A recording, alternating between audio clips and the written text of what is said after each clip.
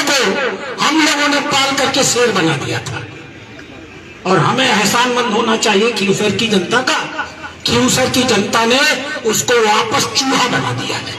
एक फर्जी नेता जो ये बताता है कि मैं राजस्थान का सबसे लोकप्रिय नेता हूं, 2023 में उसने 51,000 वोटों से हम लोगों को हरवाया था। एक मठाधीशी हमने रामगढ़ में खत्म की है, दूसरी मठाधीशी हम लोगों ने झुंझुनू में खत्म की, तीसरी मठाधीशी यहाँ खींवसर में चलती थी। एक लंपट किस्म का निर्दलीय विधायक, और माननीय मुख्यमंत्री से मैं आग्रह करूंगा, आपकी पहचान कानून और व्यवस्था की रचना के लिए हुई है, और कानून के अब तक मैं यही कहता था कि राजस्थान में चुनाव आचार संहिता लगी हुई है, इस पे मैं बोलूंगा नहीं। अब चुनाव आचार संहिता हट चुकी है।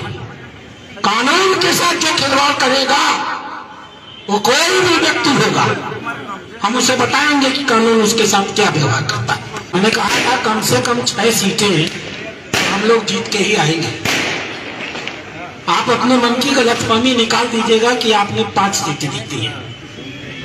आपने जीती तो सचमुच 6 है। दौसा का चुनाव, एक फर्जी नेता जो ये बताता है कि मैं राजस्थान का सबसे लोकप्रिय नेता हूं, 2023 में उसने 51,000 वोटों से हम लोगों को हरवाया था, और आज हम गर्व के साथ कह सकते हैं हमारे जो ये 2 नेता यहाँ मंच पर खड़े हैं, उनके नेतृत्व में हमने करीब करीब उन्हें हरा दिया है, और उनकी जीत 51,000 से घट करके 2,000 पर आ गई है।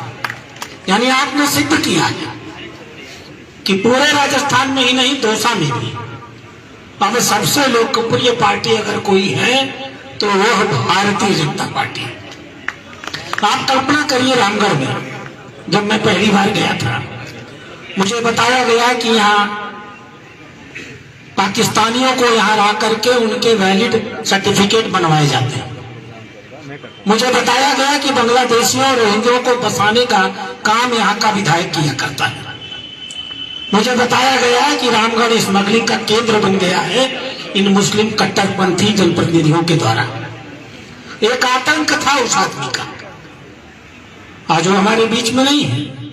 उनके पुत्र तो चुनाव लड़ रहे थे, अगर जीते होते तो एक नई पीढ़ी का आधुनिक आतंक लेकर के आए होते। और हमें इस बात पर गर्व होना चाहिए, 70,000 से हम लोगों ने पिछला चुनाव 2023 में हारा था, और इस बारी 13,600 से हमने उनको टक्करी दी है आपके मुख्यमंत्री और आपके प्रदेश अध्यक्ष के नेतृत्व में।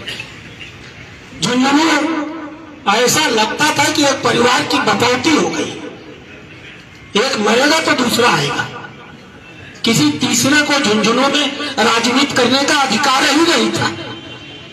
लंबा समय हो गया था कोई भाजपा का विधायक नहीं जीत पाता था। पिछला चुनाव हमने 28,000 से हारा था, और ये चुनाव हम लोगों ने 42,000 वोटों के अंतर से जीत करके भारतीय जनता पार्टी और माननीय नरेंद्र मोदी जी के चरणों में रखने का काम किया है। यानी एक मठाधीशी हमने रामगढ़ में खत्म की है, दूसरी मठाधीशी हम लोगों ने झुंझुनू में खत्म की, तीसरी मठाधीशी यहाँ खींवसर में चलती थी। मैं अभी भीतर कह रहा था, एक चूहे को हम लोगों ने पाल करके शेर बना दिया था, और हमें एहसानमंद होना चाहिए खींवसर की जनता का। खींवसर की जनता ने उसको वापस चूहा बना दिया है। एक ऐतिहासिक हार उसको दी गई है। जितना वोट खींवसर में आरएलपी और कांग्रेस को मिला है, भारतीय जनता पार्टी उन दोनों से मिला करके अधिक वोट पा करके जीती है। देवली उंजाला हम लोग 19,000 से हारे थे। एक लंपट किस्म का निर्दलीय विधायक, और माननीय मुख्यमंत्री से मैं आग्रह करूंगा, आपकी पहचान कानून और व्यवस्था की रचना के लिए हुई है, और कानून के अब तक मैं यही कहता था कि राजस्थान में चुनाव आचार संहिता लगी हुई है, इस पे मैं बोलूंगा नहीं। अब चुनाव आचार संहिता हट चुकी है। कानून के साथ जो खिलवाड़ करेगा वो कोई भी व्यक्ति होगा, हम उसे बताएंगे कि कानून उसके साथ क्या व्यवहार करता है। और हमने ऐतिहासिक विजय प्राप्त की है। 19,000 की हार को पलट करके हमने 43,000 की जीत में बदल दिया। और 84 में देश के टुकड़े करने के षड्यंत्र होते हैं। हिंदू विरोधी राजनीति को भड़काने का काम होता है। हम 70,000 से चुनाव हारे थे पिछली बारी। आप सब कार्यकर्ताओं का इस मंच पर खड़े आदमी, हर आदमी एहसानमंद है। हमारी जीत, हमारी हार 70,000 से घट करके अब सिर्फ 24,000 रह गई है। निश्चिंत रहिए, अगला चुनाव होगा, माननीय मुख्यमंत्री के नेतृत्व में होगा। हम बाप पार्टी को इस राजस्थान की धरती से उखाड़ करके मांगने वाले। इसलिए आप सभी कार्यकर्ताओं को मैं हृदय की गहराइयों से बधाई देता हूं। आप सब से हमारी केंद्रीय पार्टी बहुत खुश है। माननीय प्रधानमंत्री जी और माननीय गृह मंत्री जी बहुत खुश हैं।